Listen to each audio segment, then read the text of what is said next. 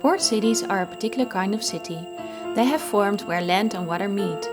From these locations, ships travel across shared waters such as the Mediterranean Sea. Port cities have grown along with trade and shipping. They have been incubators of technical and social innovation. They serve as gateways to diverse territories.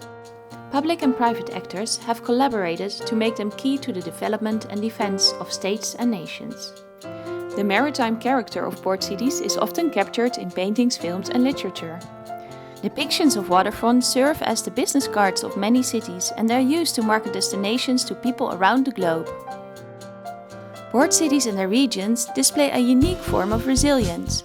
This resilience stems from a particular culture rooted in spatial and governance structures and historical practices.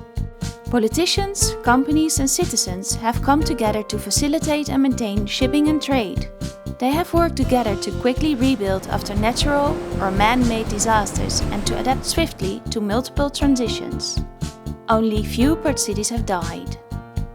New technologies such as transportation and communication devices have been developed for the specific needs of the port.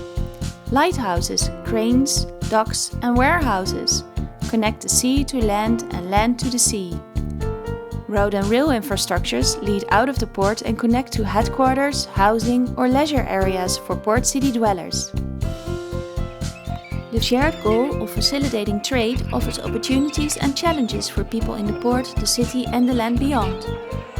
Trade provides jobs for many citizens, but shipping does not always benefit everyone.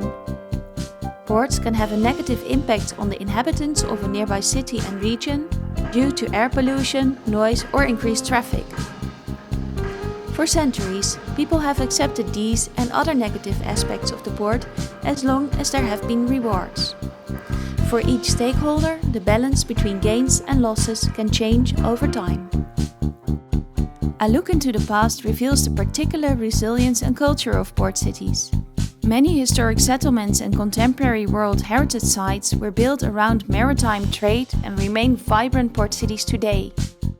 The Phoenicians, the Greeks and the Romans created ports like Carthage, Alexandria, Naples and Constantinople.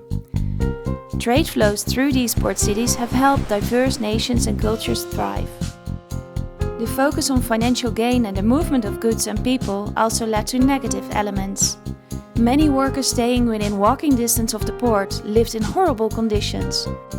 Additionally, colonial port cities sold slaves, minerals and opium, facilitating human and environmental exploitation around the globe.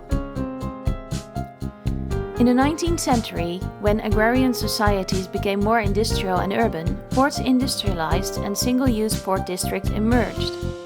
The London Docklands, for example, connected ships and trains and developed separately from working and housing areas. In the 1960s, container districts and offshore ports began to increase the separation between ports and cities. Traditional port areas with large number of dock workers became obsolete and empty. Lately, waterfront regeneration has become a trend in port cities around the world. Traditional cranes and warehouses provide photo ops in rebuilt waterfronts from Baltimore to Hamburg, from Osaka to Melbourne. Port city heritage has become a marketing tool for many port cities, but this also brings new conflicts. Many European, Mediterranean and Caribbean port cities have been invaded by tourism cruise ships. Their presence is of little value to small historic cities and can lead to tension between ports and cities. Today, ports continue to grow as they accommodate containers, petroleum and other goods, often to the disservice of neighboring cities. Century-old investments in carbon-intensive practices are examples of issues yet to be overcome.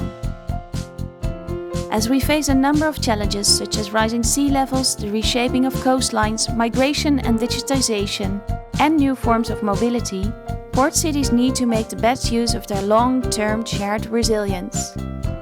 In the past, co-creation and creativity have enabled port cities to survive and thrive. Once again, this approach can help develop sustainable and socially just spaces and partnerships at the intersection of land and sea.